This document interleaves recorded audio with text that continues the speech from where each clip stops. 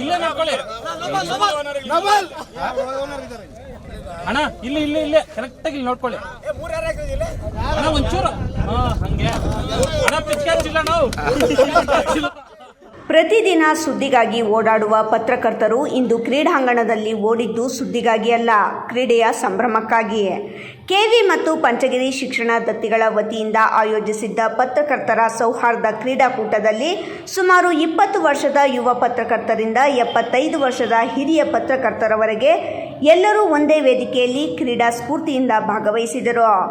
ಗೆಲುವಿನ ಸಂಭ್ರಮ, ಸೋಲಿನಲ್ಲೂ ನಗು, ಪರಸ್ಪರ ಚುಟುಕು ಮಾತುಗಳು, ವೃತ್ತಿಯ ಸ್ಪರ್ಧೆಯನ್ನು ಮರೆತು ಸ್ನೇಹದ ಬಂಧವನ್ನು ಗಟ್ಟಿಗೊಳಿಸಿದ ಕ್ಷಣಗಳು ಎಲ್ಲರ ಗಮನ ಸೆಳೆದವು. 100 ಮೀಟರ್ ಓಟ, ಚೀಲದ ಓಟ, ಶಾಟ್ ಪುಟ್, ಬ್ಯಾಸ್ಕೆಟಿಂಗ್, ಗಾಲ್ಫ್, ಹಾಕಿ ಸೇರಿದಂತೆ ವಿವಿಧ ಸ್ಪರ್ಧೆಗಳಲ್ಲಿ ಪತ್ರಕರ್ತರು ಉತ್ಸಾಹದಿಂದ ಪಾಲ್ಗೊಂಡರು.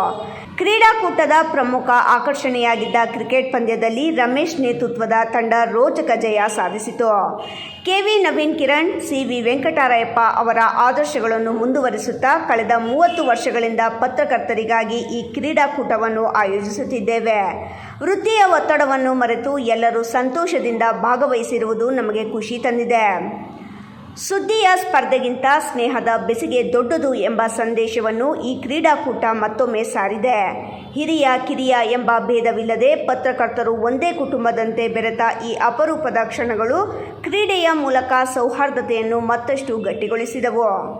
3 ಬಾರಿ ಶಾಸಕರಾಗಿ ಸೇವೆ ಸಲ್ಲಿಸಿ ಶಿಕ್ಷಣ ಕ್ರಾಂತಿಯನ್ನು ಹುಟ್ಟುಹಾಕಿ 60ರ ದಶಕದಲ್ಲೇನೇ ಶಿಕ್ಷಣದ ಬಗ್ಗೆ ಅರಿವಿತ್ತು. ಶಿಕ್ಷಣ ಒಂದೇನೇ ಈ ಭಾಗದಲ್ಲಿ ಬದಲಾವಣೆ ತರಲಿಕ್ಕೆ ಸಾಧ್ಯ ಆಗ್ತದೆ ಅಂತಕ್ಕಂತಹ ದೂರದೃಷ್ಟಿ ಉಳ್ಳಂತಹ ನಾಯಕರು ದಿವಂಗತ ಸಿವಿ ವೆಂಕಟರಾಯಪ್ಪನವರ ಹುಟ್ಟುಹಬ್ಬ ಪ್ರತಿ ವರ್ಷ ಜುಲೈ 30ನೇ ತಾರೀಕು ನಾವು ಆಚರಣೆ ಮಾಡ್ತಾ ಬಂದಿದ್ದೇವೆ. ಇಡೀ ಜುಲೈ ತಿಂಗಳಾದ್ಯಂತ ಅನೇಕ ಕಾರ್ಯಕ್ರಮಗಳನ್ನು ಹಮ್ಮಿಕೊಳ್ತೇವೆ. ಕ್ರೀಡೆ, ಸಾಂಸ್ಕೃತಿಕ, ಸಾಮಾಜಿಕ ಎಲ್ಲ ಕಾರ್ಯಕ್ರಮಗಳನ್ನು ಇಡೀ ತಿಂಗಳಾದ್ಯಂತ ಹಮ್ಮಿಕೊಳ್ತಾ ಬಂದಿದ್ದೇವೆ. ನಾವು ಇಡೀ ದತ್ತಿ ದಿನಾಚರಣೆ ಕಾರ್ಯಕ್ರಮಗಳ ಪೈಕಿ ಅತ್ಯಂತ ಮಹತ್ವವಾದ್ದು, ಪ್ರಾಮುಖ್ಯತೆಯನ್ನು ಪಡ್ಕೊಂಡಿರ್ತಕ್ಕಂಥದ್ದು ಮತ್ತು ನಮಗೆ ಸಂತೋಷವನ್ನು ಕೊಡ್ತಕ್ಕಂಥದ್ದು ರಕ್ತದಾನ ಶಿಬಿರ. ಬಂಧುಗಳೇ, ಕಳೆದ 2004ನೇ ಇಸ್ವಿಯಿಂದ ಪ್ರಾರಂಭವಾಗಿ ಪ್ರತಿ ವರ್ಷ ರಕ್ತದಾನ ಶಿಬಿರವನ್ನು ಆಯೋಜನೆ ಮಾಡ್ತಾ ಬಂದಿದ್ದೇವೆ. 2016ರಿಂದ ಈ ರಕ್ತದಾನ ಶಿಬಿರ ಹೊಸ ಆಯಾಮವನ್ನೇ ಪಡ್ಕೊಂಡು ಪ್ರತಿ ವರ್ಷ ನಮ್ಮ ದಾನಿಗಳ ಸಂಖ್ಯೆಯನ್ನು ಹೆಚ್ಚು ಮಾಡ್ತಾನೆ ಬಂದಿದ್ದೇವೆ.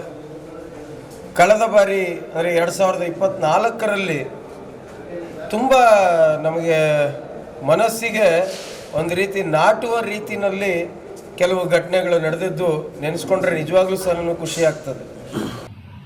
ಕೃಷ್ಣಮೂರ್ತಿ, ರಾಯಲ್ಸ್ ಕನ್ನಡ, ಚಿಕ್ಕಬಳ್ಳಾಪುರ.